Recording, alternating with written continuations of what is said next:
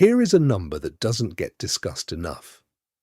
In a longitudinal study tracking over 12,000 individuals across 2 decades, the people who describe themselves as chronic overthinkers accumulated, on average, 34% less wealth than their peers, despite having comparable education levels, comparable income starting points, and in many cases, higher measured cognitive ability. They didn't earn less. They converted less of what they earned into financial progress. The mechanism wasn't bad luck. It wasn't a circumstance. It was a specific cognitive pattern that looked, from the inside, exactly like careful thinking. You are probably an overthinker. If you weren't, you wouldn't be watching a video with this title. And that self-awareness, as useful as it feels, has not yet translated into the financial position you know you're capable of. In the next 13 minutes, you will understand exactly why. Not in motivational terms, in mechanical terms, 5 specific traps. Each one has a name. Each one operates through a distinct psychological process. And each one is costing you money right now, today, in ways that compound quietly over the years until the gap between your potential and your results becomes impossible to ignore. Let's begin. The first trap has a clinical name in behavioral psychology: rumination with avoidance reinforcement. Here is how it operates. Your brain is exceptionally good at modeling outcomes. You can construct a detailed mental simulation of how a decision might unfold. The sequence of events, the potential failure points, the likely reactions of others, the downstream consequences. Most people cannot do this. You can. The problem is not the simulation, the problem is what happens after it. When the simulation produces an uncomfortable outcome, a failure scenario, an embarrassing result, an uncertain variable, your nervous system registers that discomfort as a signal to keep thinking, to run the simulation again, to add more variables, to find the version of the plan that eliminates the uncomfortable outcome entirely. That version does not exist. No plan eliminates uncertainty, but the search for it feels productive, because thinking is a behavior, and behavior produces the sensation of progress. This is the loop. You simulate. You find discomfort. You simulate again. The loop continues until external pressure, a deadline, a crisis, someone else taking the opportunity, forces a decision you could have made 6 months earlier with the same information you had then. Here is what the loop costs you mechanically. Every cycle of the simulation loop delays market contact.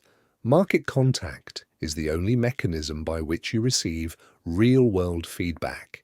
Real-world feedback is the only input that improves your actual decision-making.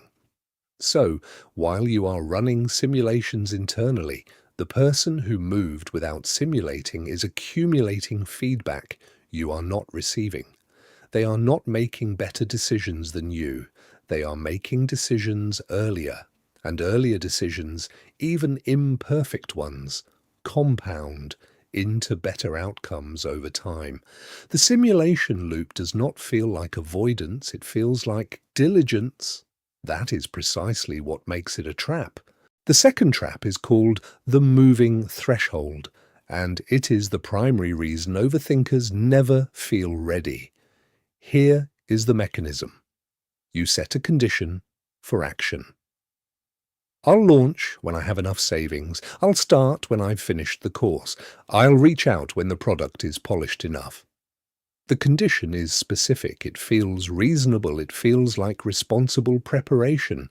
You reach the condition at that moment rather than acting. You identify a new condition, a more refined version of ready, a higher threshold that feels now like the actual minimum required.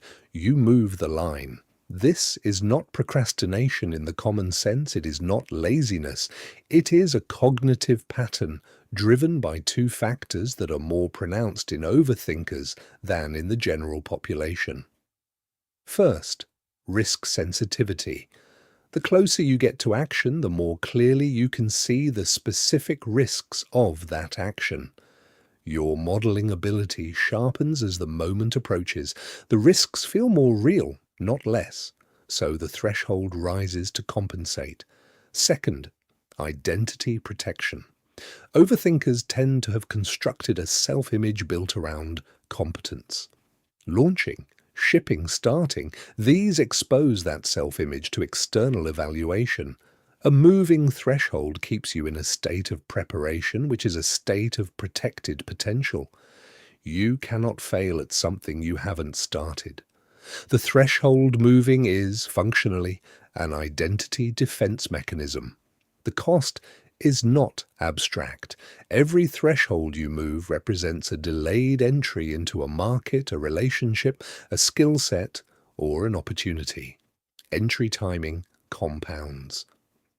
The person who entered the market 2 years ago imperfectly now has 2 years of data, clients, feedback, and iteration that you do not have.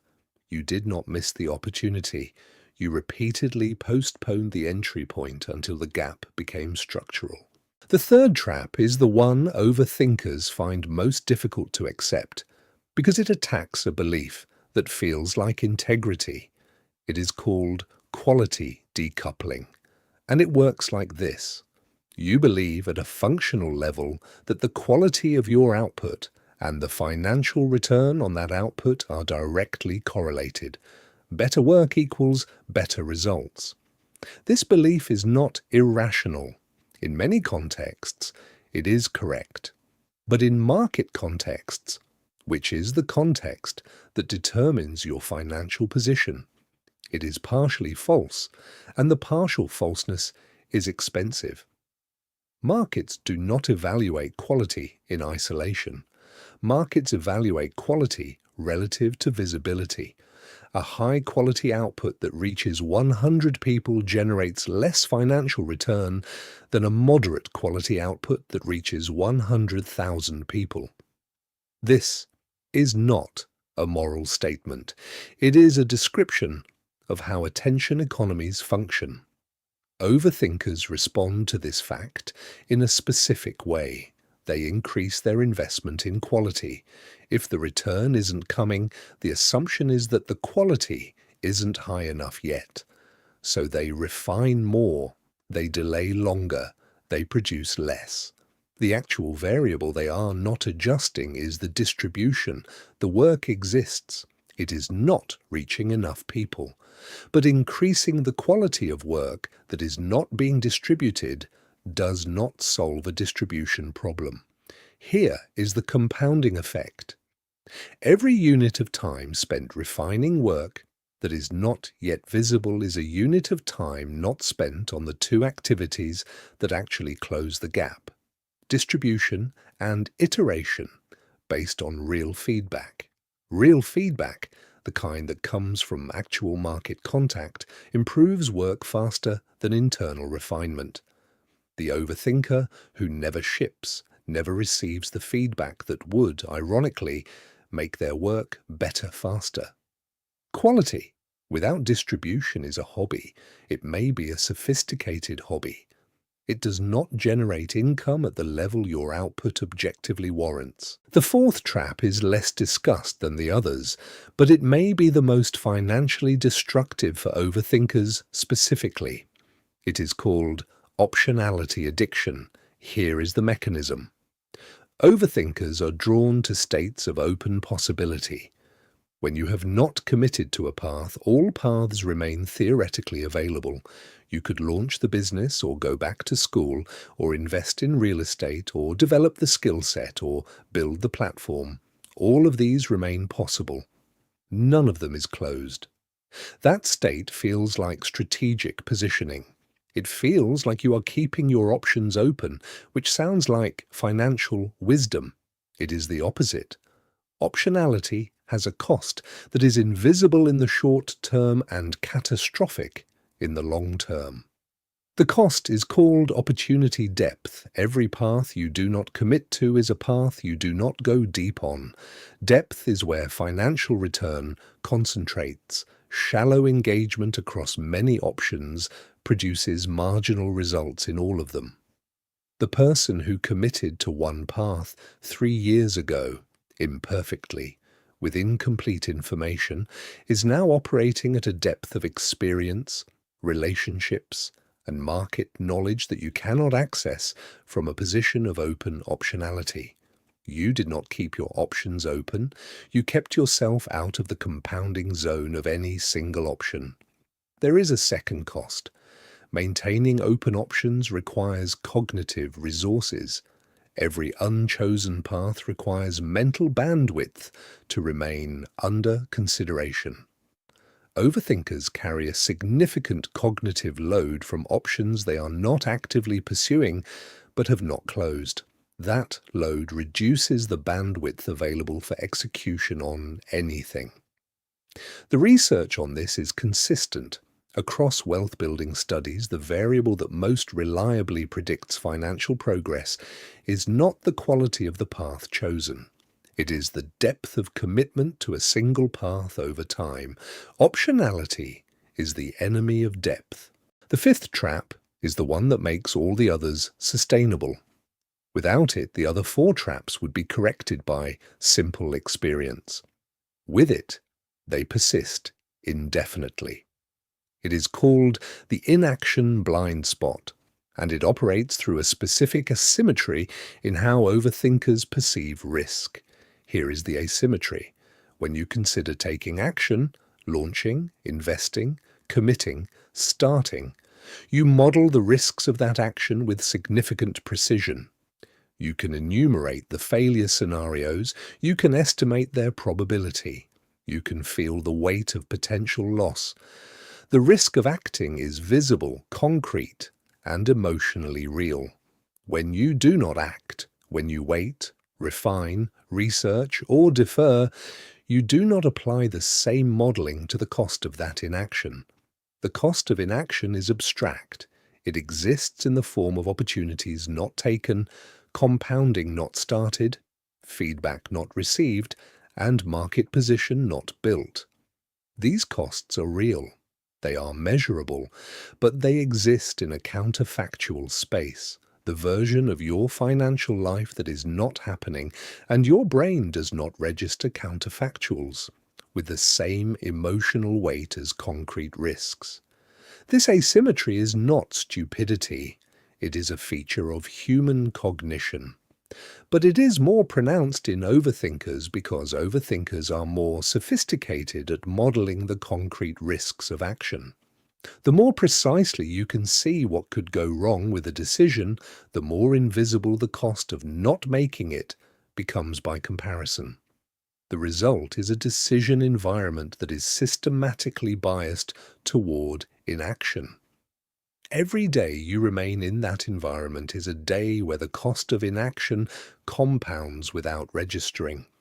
Here is the figure that makes this concrete.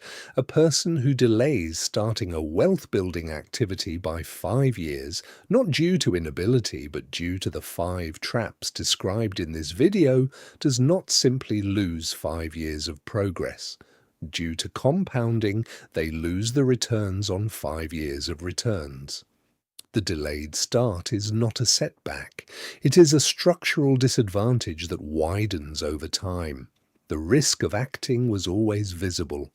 The cost of waiting was always real. One of them registered, the other didn't. None of this means that careful thinking is a liability. It means that careful thinking directed exclusively inward, toward analysis, refinement, and risk modeling, without being directed outward toward action, market contact, and commitment, produces a specific and predictable financial outcome. That outcome is not failure, it is underperforming relative to capacity. And underperformance relative to capacity, sustained over years, is one of the more expensive conditions a person can be in because it is invisible from the outside and rationalized from the inside. 3 operational shifts that interrupt the pattern. First, set a minimum viable action threshold for every decision, not the perfect version, the minimum testable version. The question is not, is this ready?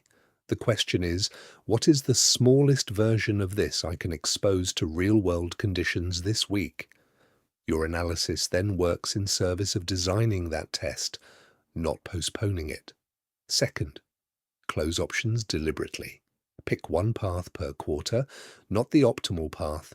There is no optimal path without market data, the committed path. Then go deep. Depth is where return concentrates. Open options are where potential stays theoretical. Third, model inaction with the same rigor you model action. Every time you assess the risk of a decision, force yourself to calculate, in writing, in compounding terms, over 3 years, what the current trajectory costs you if it continues unchanged. Overthinkers respond to data. Show yourself the data on staying still. Here is the summary in mechanical terms. The simulation loop keeps you thinking instead of receiving feedback. The moving threshold keeps you preparing instead of entering. The quality decoupling keeps you refining instead of distributing. The optionality addiction keeps you open instead of deep.